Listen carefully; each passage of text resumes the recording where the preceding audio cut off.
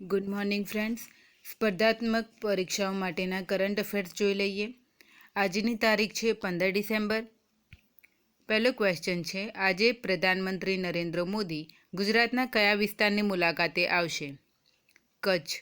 તો આજે પ્રધાનમંત્રી શ્રી નરેન્દ્ર મોદી ગુજરાતના કચ્છના ધોરડોની મુલાકાતે આવનારા છે એન્ડ આવીને તેઓ રાજ્યની ઘણી વિકાસ પરિયોજનાઓની આધારશિલા મૂકશે. જેમાંની એક છે કે કચ્છમાં દુનિયાનું સૌથી મોટું 30 ગીગાવોટનું એક રિન્યુએબલ એનર્જી પાર્ક બનાવવામાં આવી રહ્યું છે. સીમાવર્તી ક્ષેત્રોમાં સોલાર અને પવન ઉર્જાનું દુનિયામાં સૌથી મોટું ઉર્જા પાર્ક બનાવવામાં આવશે, જેનું શિલાન્યાસ પીએમ નરેન્દ્ર મોદી દ્વારા કરવામાં આવશે. આ ઉપરાંત માંડવીમાં ડિસેલિનેશન પ્લાન્ટ એટલે કે સમુદ્રના પાણીને પીવાલાયક પાણીમાં જે કન્વર્ટ કરવામાં આવે છે એનું ઉદ્ઘાટન પણ કરવામાં આવશે, જેનાથી કચ્છની જનતા અને ઉદ્યોગોને પાણીની જરૂરિયાત પૂરી પાડી શકાશે. આ પ્લાન્ટમાં પ્રતિદિન 10 કરોડ લીટર પાણી પીવાલાયક બનાવવાની ક્ષમતા હશે. એમાં પહેલાં નજીકના જે ક્ષેત્રો છે એની ઉપરાંત પછી બીજા ક્ષેત્રોને પણ પાણીની આપૂર્તિ કરી શકાશે. ગુજરાતમાં ડિસેલિનેશન પ્લાન્ટ જે 5 બનાવવાના છે, એમાં દહેજ, દ્વારકા, ઘોઘા અને ગીર સોમનાથમાં બીજા બનાવવાના છે. એમની શરૂઆત પહેલાં અહીંથી કરવામાં આવશે, માંડવીથી. તો માંડવીનો તો આજે શિલાન્યાસ કરી દેશે. એન્ડ ત્રીજું છે, એક fully automated milk processing and packing plant બનાવવામાં આવશે. એમાં જે સરહદ ડેરી અજમેર છે કચ્છની, એમાં 121 કરોડના ખર્ચે આ ઓટોમેટેડ જે મિલ્ક પ્રોસેસિંગ છે એને શિલાન્યાસ કરવામાં આવશે. એમાં હાલ ભલે 121 કરોડનો ખર્ચ થશે, પરંતુ પછી તેમાં રોજિંદી 2 લાખ લીટરની આવક જેટલી થવાની સંભાવના છે. તો આ ઉપરાંત વડાપ્રધાનની સાથે આપણા ગુજરાતના મુખ્યમંત્રી શ્રી વિજય રૂપાણી પણ તેઓ હાજર રહેશે. આ બાદ નરેન્દ્ર મોદી સફેદ રણની પણ મુલાકાત લેશે અને કેટલાક સાંસ્કૃતિક કાર્યક્રમોમાં પણ ભાગ લેશે. દેશના વડાપ્રધાન જ્યારે ગુજરાતની મુલાકાતે કોઈ ખાસ પરિયોજનાઓનું લોકાર્પણ કરતા હોય, શિલાન્યાસ કરતા હોય, ત્યારે ક્વેશ્ચન બની શકે છે. બીજો ક્વેશ્ચન જોઈએ કે નાગપુરની કઈ કોલેજ દ્વારા વાર્ષિક પુષ્પ પ્રદર્શનનું 17મા સંસ્કરણનું ઉદ્ઘાટન કરવામાં આવ્યું? હિસ્લોપ કોલેજ.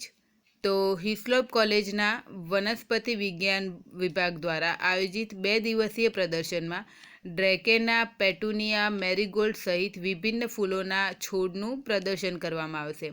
છાત્રો માટે પણ એક કલા પ્રતિયોગિતા પણ પુષ્પ પ્રદર્શનનો એક ભાગ બની રહેશે. એન્ડ જેમાં લગભગ 10,000 જેટલા છોડ વેચાણ માટે મૂકવામાં આવશે. તો દર વર્ષે નાગપુરની હિસ્લોપ કોલેજ દ્વારા આ પુષ્પ પ્રદર્શન યોજવામાં આવે છે, જેનું આ વર્ષે 17મું સંસ્કરણ છે. ભારતના અંકિતા રૈના કઈ રમતના ખેલાડી છે? ટેનિસ. તો હમણાં ભારતના અંકિતા રૈના દુબઈ ITFના ડબલ્સ ચેમ્પિયન બન્યા. તેમણે કેટરીન ગોંગોદજની સાથે અલ હબટુર ટ્રોફીને જીતી લીધી છે, જે દુબઈ ખાતે રમાઈ હતી. એમ કોવિડ રોગચાળાની અસર હેઠળ સમગ્ર 2020ના જે વર્ષ દરમિયાન અંકિતા રૈનાએ આ ત્રીજો ડબલ્સ ખિતાબ જીત્યો છે. આગળનો ક્વેશ્ચન જોઈએ. કયા રાજ્યના મુખ્યમંત્રી દ્વારા ખાતર બનાવવાની મશીનની શરૂઆત કરવામાં આવી? કર્ણાટક. તો કર્ણાટકના મુખ્યમંત્રી કોણ છે? BS યેદુરપ્પા. તો એમણે ખાતર બનાવવાની એક મશીનની શરૂઆત કરી છે.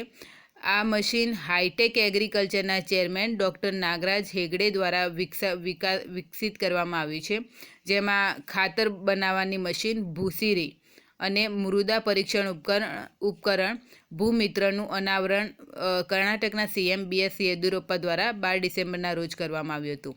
ભૂસીરી એ મશીન કૃષિ અવશિષ્ટનો ઉપયોગ કરીને જૈવિક ખાતરમાં પરિવર્તિત કરવા માટે ખેડૂતોને જે સળગાવી દેવું, વધારાનો જે કચરો હોય છે એ સળગાવી દેવો પડે છે. એના કરતાં આ મશીન દ્વારા તેઓ તેનો તત્કાલમાં જે 40થી 60 દિવસની અવધિમાં ખાતરમાં પરિવર્તિત થાય છે, એની જગ્યાએ તરત જ આ જૈવિક ખાતરમાં બદલી દે છે. તો હવે તો ખાતર બનવાની પણ રાની જોવાની. સેન્દ્રિય પદાર્થોનું કે સડવાનું ટાઈમ જે થતું હશે એ પણ ફટાફટ થઈ જશે. ખાસ એના માટે છે કે નહીં, ખેડૂતો જે પરાળી સળગાવતા હોય છે વધારાના કચરાને બાળીને, જેથી શું થાય કે આગળના બીજો પાક માટે એમને એક રીતે ખાતર મળી રહે છે. તો હવે એની જગ્યાએ આ મશીન દ્વારા તેઓ ખાતર પણ મેળવી શકશે એન્ડ સળગાવવાની એટલે કે હવા પ્રદૂષણ પણ નહીં થાય. કોને લાઈફ ટાઈમ એચિવમેન્ટ એવોર્ડથી સન્માનિત કરવામાં આવ્યા? Bill Gates. તો બિલ ગેટ્સને લાઈફ ટાઈમ એચિવમેન્ટ એવોર્ડથી સન્માનિત કરવામાં આવ્યા છે. આ બિલ ગેટ્સને એક ધ ઇન્ડસ એન્ટરપ્રેન્યોર્સ દ્વારા જે ગ્લોબલ સમિટ 2020 જે આયોજિત કરવામાં આવ્યો હતો, એમાં લાઈફ ટાઈમ એચિવમેન્ટ એવોર્ડથી સન્માનિત કરવામાં આવ્યા છે. આ પુરસ્કારમાં આપણા ભારતના જે ફકીરચંદ કોહલી, જેમનું હમણાં જ નિધન થયું, એમને life time achievement service award આપવામાં આવ્યો છે. તેઓને father of Indian IT industry કહેવામાં આવે છે. મને લાગે ને આમનો તો ક્વેશ્ચન આવશે જ. આ એવોર્ડ્સ લેતી વખતે બિલ ગેટ્સે જ કહ્યું હતું કે નવાચાર એ વિશ્વના સખત સમસ્યાઓને હલ કરવાની એક ચાવી છે. જે મહામારી હોય કે જળવાયુ પરિવર્તન હોય કે હાલની કોઈ પણ સમસ્યા હોય, એના માટે સતત નવીનતાથી વિચારતા રહેવું જરૂરી છે. એમનો માઇક્રોસોફ્ટના જે ફાઉન્ડર છે તેઓ બહુ દાન આપે છે બિચારા. બિહાર રાજ્યે કયા વર્ષ સુધી 0 કાર્બન ઉત્સર્જનનો લક્ષ્ય નિર્ધારિત કર્યો છે? 2040. તો જ્યારે બિહારના મુખ્યમંત્રી નીતિશ કુમાર દ્વારા વર્ચ્યુઅલ હાઈ લેવલની રાઉન્ડ ટેબલ ઓન ક્લાઇમેટ એમ્બિશનની જે UN મહાસભામાં તેઓ જોડાયા હતા, ત્યારે તેમણે એક વાયદો આપ્યો હતો કે નહીં, બિહાર રાજ્ય કે જેમાં વિશ્વની 2% વસ્તી છે, એને 2040 સુધીમાં 0 કાર્બન ઉત્સર્જન રાજ્ય બનાવી દેશો. એમના માટે એમણે જલ જીવન હરિયાળી અભિયાનને પણ દર્શાવ્યું હતું.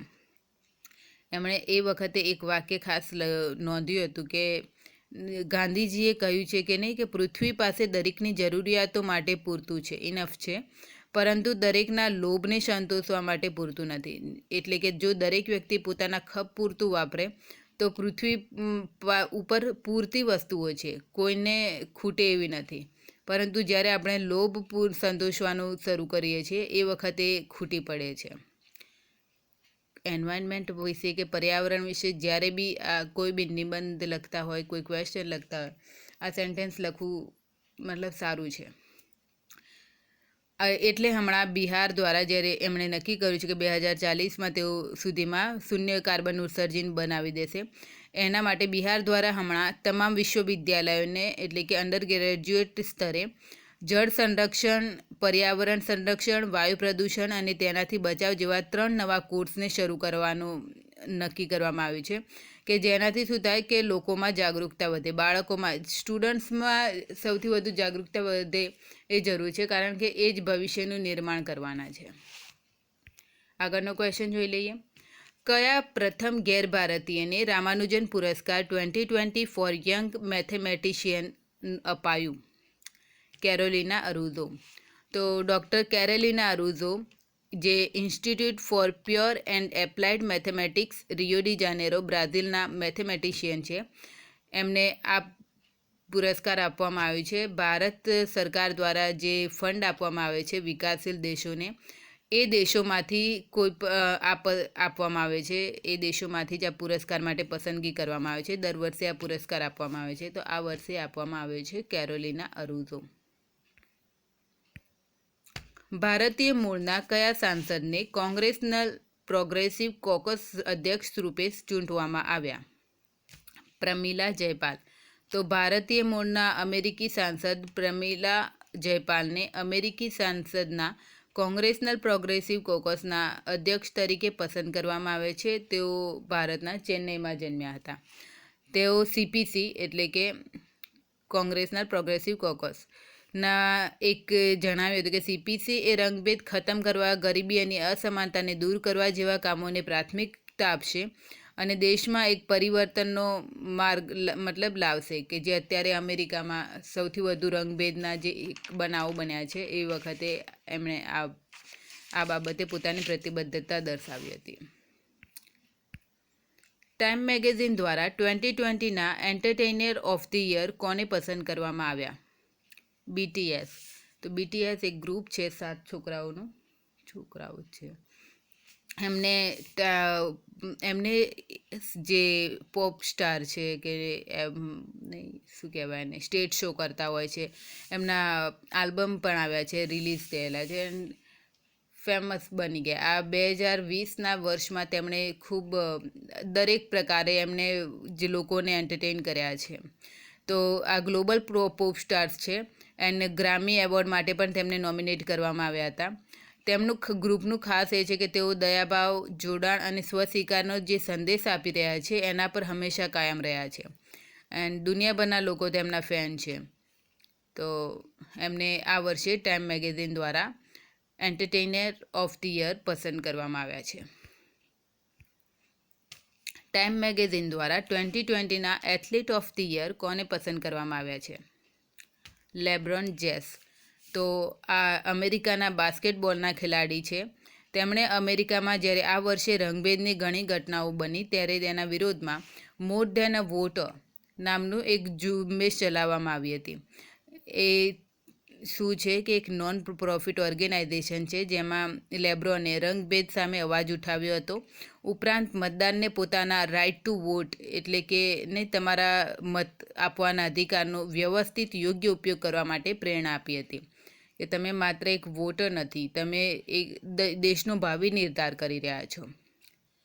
તો એક રીતે તેમણે આ મોર ધેન અ વોટર ઝુંબેશથી અમેરિકાના મતદાતાઓને રંગભેદ સામે એકજૂટ થવા માટે પ્રેરિત કર્યા હતા. એન્ડ ટાઈમ મેગેઝિન દ્વારા આ બાબતને આધાર બનાવીને લેબ્રોન જેમ્સને પોતાના મેગેઝિન કવર ઉપર જગ્યા આપવામાં આવી છે. પર્સન ઓફ ધ યર કાલે જ જોયું હતું આપણે કે જો બાઇડન એન્ડ કમલા હેરિસને પસંદ કરવામાં આવે છે સંયુક્ત રીતે. ઇન્ટરનેશનલ ફેડરેશન ઓફ જર્નાલિસ્ટના રિપોર્ટ મુજબ પત્રકારો માટે સૌથી વધુ અસુરક્ષિત દેશ કયો છે? ઇરાક. તો ઇન્ટરનેશનલ ફેડરેશન ઓફ જર્નાલિસ્ટને વ્હાઇટ પેપર ઓન ગ્લોબલ જર્નાલિઝમમાં 5 દેશોના નામ બહાર પાડ્યા છે જે પત્રકારિતા માટે સૌથી વધુ અસુરક્ષિત છે, જેમાં ઇરાક એ સૌથી ઉપર છે કારણ કે તેમાં 1990થી 2020ના જે વર્ષો છે એ દરમિયાન 340 જેટલા પત્રકારોની હત્યા કરી દેવામાં આવી છે. ત્યારબાદ મેક્સિકો એન્ડ ફિલિપાઇન્સ છે જેમાં 178 જેટલા પત્રકારોની હત્યા થઈ છે.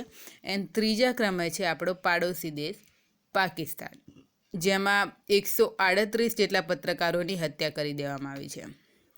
એન્ડ આ વર્ષના રેકોર્ડમાં દેખીએ તો 15 દેશોમાં જે 24 પત્રકારોની હત્યા કરવામાં આવી છે આ સિંગલ એક વર્ષમાં.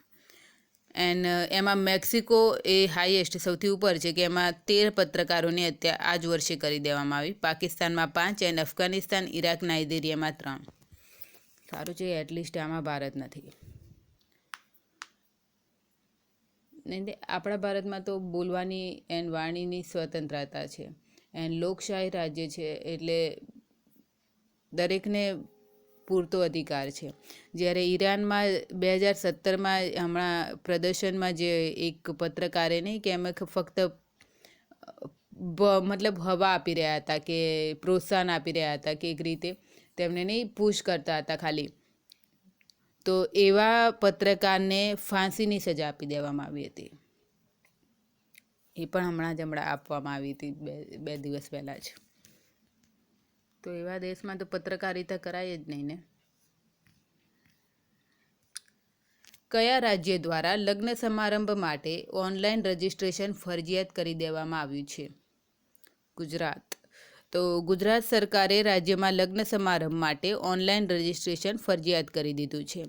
તો કોરોનાના વધતા કેસોને ધ્યાનમાં રાખીને સરકાર દ્વારા કડક વલણ અપનાવવામાં આવી રહ્યું છે, જેમાં લગ્નમાં 100થી વધુ લોકોને સામેલ કરવાની અનુમતિ નહીં આપવામાં આવે અને રાષ્ટ્રીય મતલબ ગૃહ વિભાગ દ્વારા લગ્ન સમારંભમાં આયોજિત કરવા માટે ઓનલાઈન રજિસ્ટ્રેશન કરવા માટે એક સોફ્ટવેર પણ તૈયાર કરી દેવામાં આવ્યું છે.